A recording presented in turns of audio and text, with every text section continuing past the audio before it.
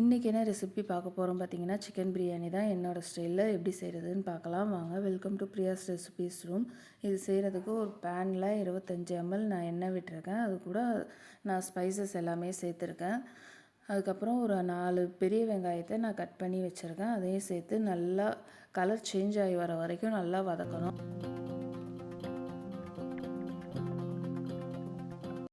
இது கூடவே இப்போ ஒரு 4 பச்சை மிளகாவை சேர்த்துக்கிறேன். இது எல்லாத்தையும் சேர்த்து நல்லா வதக்கி விடணும். நம்ம கலர் சேஞ்ச் ஆகி வந்ததுக்கப்புறமா இதில் ஒரு 2 தக்காளியை நான் கட் பண்ணி வச்சுருக்கேன், அதையும் சேர்த்துக்கிறேன். இது கூடவே ஒரு 2 டேபிள் ஸ்பூனை இஞ்சி பூண்டு பேஸ்ட்டு சேர்த்துக்கிறேன். இது எல்லாமே நல்லா சேர்த்து ஒன்றா வதங்கி வந்ததுக்கப்புறமா இதில் நான் ஒரு கைப்பிடி புதினாவும் கொஞ்சோண்டு கொத்தமல்லியும் சேர்த்து வதக்கி விட்டுறலாம். இப்போ ஸ்பைசஸ் சேர்க்க போகிறோம். நல்லா வதங்கினதுக்கப்புறமா ஒரு 2 ஸ்பூன் மிளகாத்தூள், 2 ஸ்பூன் தனியாத்தூள், பிரியாணி மசாலா ஒரு ஸ்பூனு, இது வீட்டிலே அரைச்ச பிரியாணி மசாலா, இதையும் சேர்த்து நல்லா வதக்கி விட்டுறலாம். இப்போ இதுக்கு நான் தயிர் சேர்க்க போகிறேன். ஒரு 25 கிராம் நான் தயிர் சேர்த்துருக்கேன். எல்லாம் நல்லா ஒன்று சேர்ந்து வந்ததுக்கப்புறமா நான் எந்த டம்ளரில் அளக்குறோமோ அதிலேயே தண்ணி சேர்த்துக்கலாம். நான் அதில் 2 கப்பு எடுத்தால் நல்லா 4 கப்பு தண்ணி ஊற்றிக்கிறேன்.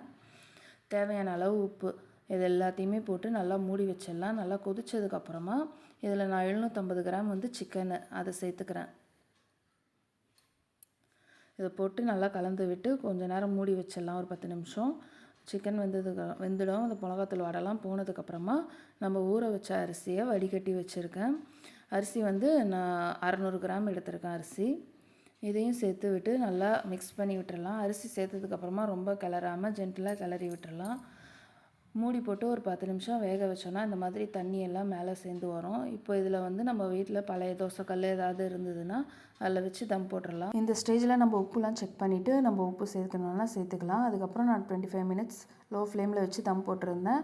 அதை ஆஃப் பண்ணதுக்கப்புறமா ஒரு 20 மினிட்ஸ் அப்படியே விட்டுட்டேன். அதுக்கப்புறம் நம்ம தம் உடைச்சோன்னா சூப்பராக இருக்கும். அவ்வளோதான், சூப்பர் டேஸ்டியான சிக்கன் பிரியாணி ரெடி. இது போல் நிறைய ரெசிபிஸ் பார்க்குறதுக்கு என்னோடய சேனலை சப்ஸ்கிரைப் பண்ணிக்கோங்க. தேங்க்யூ ஃபார் வாட்சிங்.